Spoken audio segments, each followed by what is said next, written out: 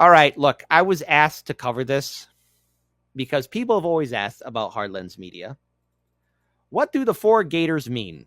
Okay, no, because this has to deal with Alligator Alcatraz. Okay, but people have been always asking, what do the four alligators mean? Well, on Hard Lens Media, it's just, hey, we're in the house. Hello. Okay, has to deal with the fact that somebody had a pet alligator in Chicago. They let it loose in Humboldt Park in 2019. The whole city went crazy over it. People in Florida and Georgia, looking at people here in Chicago like, oh, wow, you're impressed with an alligator. Well, hey, an alligator in Chicago. Who knew? One of the rare moments where the city actually got together. But as I predicted, there would be a couple of idiots trying to replicate it. And there were not one, two, but three other idiots who are trying to replicate the big hype around an alligator being found in a Chicago park. So there you go. Four alligators saying hello. But I wish the story was not real. Alligator Alcatraz. Now, I don't see this happening, but I'd be wrong not to talk about it because, like, you know, when Hard Lens Media says hello, either on the Jimmy Dore chat or on Due Dissidence or INN or RBN, we drop our four gators saying hello to the audience. It's our way of saying hello. So let's have some gators in the chat, shall we? Alligators in the chat. Come on, where are my gators? Where are my gators at? Where are my gators at? And hold on. And by the way, hold on, while we're doing this segment here too, because I want to add in some positivity here. Mousef says, you got to go. You signed a new lease to your new place. I'm very proud of you, my friend, and I hope you're happy and may you live a very beautiful life and enjoy a very beautiful day. But now let's return back to the story about the gators. Where are my gators in the chat? Why is this happening? So human rights activists and Democrat officials across the United States this week are condemning the Trump administration and Florida Republicans' effort to construct a migrant detention facility in the Everglades dubbed Alligator Alcatraz. Help, I'm in great emotional pain. Republican Florida Attorney General James Ottenmeyer laid out plans to transform the Dade-Color Training and Transition Airport, previously called the Everglades Jetport, into a temporary detention facility for undocumented immigrants in a video posted on the social media site X last week. What could go wrong, right? That's a video, right? Right? So here, let's look at this together as a family. Attorney General James Ottenmeyer here at the Miami-Dade Collier Training Facility. This is an old, virtually abandoned airport facility, right? Why does that look like that airport facility starring Tom Cruise in Made in America, where he was working with El Chapo and the CIA to deliver that booger sugar? In the middle of the Everglades.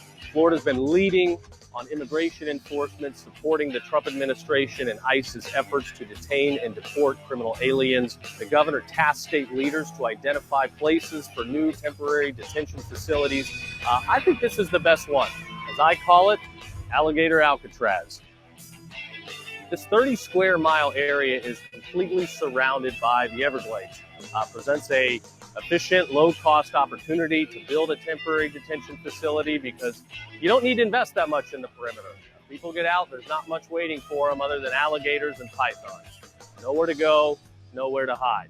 Within just 30 to 60 days after we begin construction, it could be up and running and could house as many as 1,000 criminal aliens. This presents a great opportunity for the state of Florida to work with Miami-Dade and Collier counties.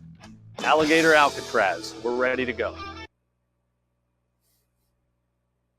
You know, when I started Hard Lens Media, I was prepared to do serious news segments and groundbreaking interviews. There's so much I want to warn my past self about how stupid things would get. You know, it's like, you know, I'm about to have the plug pulled out of me while in the Matrix, you know.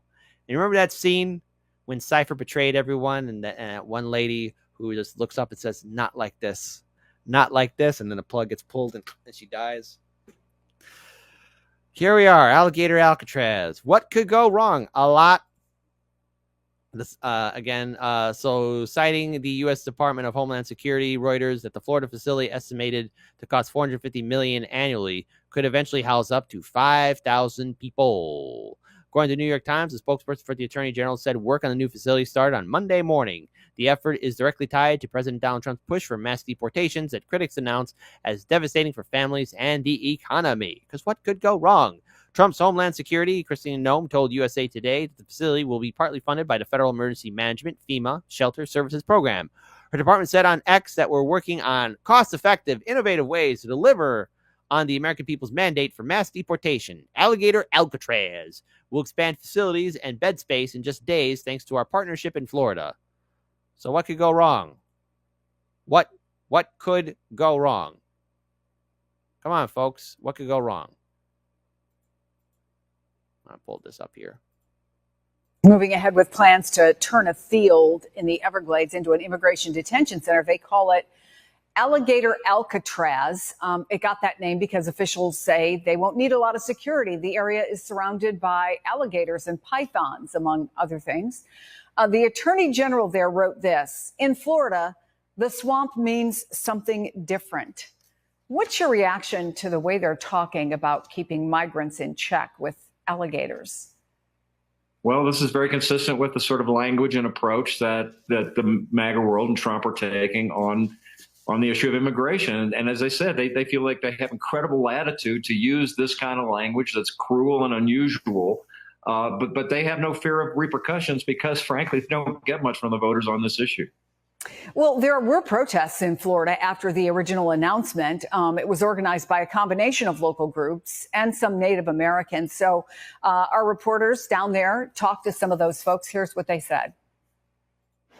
This is all about developmental and governmental greed. They're using a highly controversial issue like this to try to get people to not remember why we protected this site in the first place. It's rather unkind for people to be stationed out here, specifically if, from what I've seen, people aren't getting what they need in these detention centers. If there is an AC, if there isn't access to clean water, it will just be torture.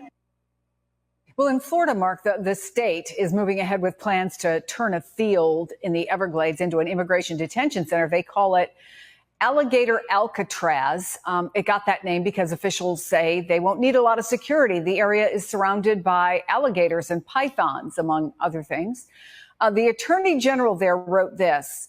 You know, and before anybody thinks there's going to be like a Michael Bay movie, it's not going to be some high-end, castle-like fortress, okay? So thank goodness there won't be like, welcome to the rock or welcome to the swamp. There you go.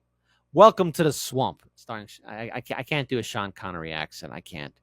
But it's there'll probably be a remake or you know what else? You know what else? There's gonna probably be like an asylum movie called Alligator Alcatraz, but this time like the alligators are like giant mutants and they're going after everybody.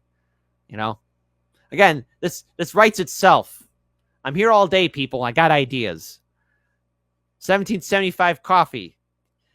Help me make my movie for Alcatraz. Alligator Alcatraz. Cut me that check.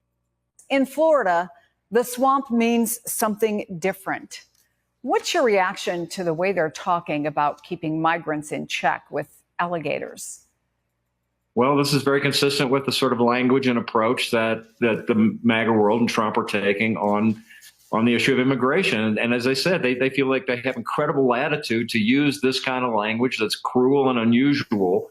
But they have no fear of repercussions because, frankly, they don't get much from the voters on this issue. Well, there were protests in Florida after the original announcement.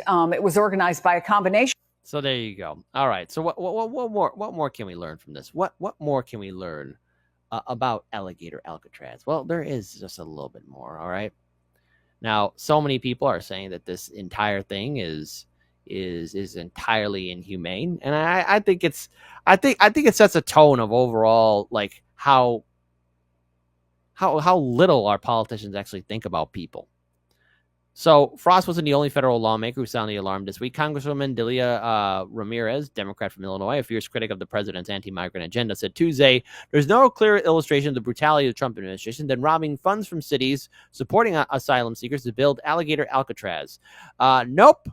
That's not an island for bad behaving alligators. Well, no duh. Your family could visit after Disney, she wrote on social media. It's a effed up Florida replica of one of our most notorious prisons to disappear, isolate, and abuse immigrants. Notably, Trump last month advocated for reopening the island prison of Alcatraz in California's San Francisco Bay. Donald, see, now I know he was joking with that, but seriously, no. It's a historic site now. Come on. What are you going to do with all the museum people? I mean, Alcatraz is just, it's it. It's no longer going to be the thing anymore, all right? So my thoughts on Alligator Alcatraz. I'm not surprised by it. It's probably going to be built. It's going to be functioning, and there's probably going to maybe 2,000 or 5,000 people put there. And I'm willing to bet that when a Democrat gets into office, they're not going to do anything about it or even shut it down. I mean, it's an abandoned airfield, but it's not the first time there's been an airfield used to talk about or displacing immigrants or putting them away. There was the Gary Chicago International Airport that we covered way back in 2018. It was out there in the middle of nowhere. Me and Daniel were driving out to Indiana to cover activists and organizers who were protesting against migrants being shipped there. Non-violent migrants, by the way. And, you know, I remember when I gave Daniel the directions. We were driving there. And he says, I don't see this airport. And lo and behold, it's kind of hidden out there. You'll see it, but it's out there in the middle of nowhere. You'll see it right there. And it's a perfect hiding spot. So Alligator Alcatraz, a sign of the times and just how crazy the world we're living in. I mean, unless people are writing down ideas from Hollywood, I mean, this seems like a bad script. It's like bad comedy. And nobody's laughing.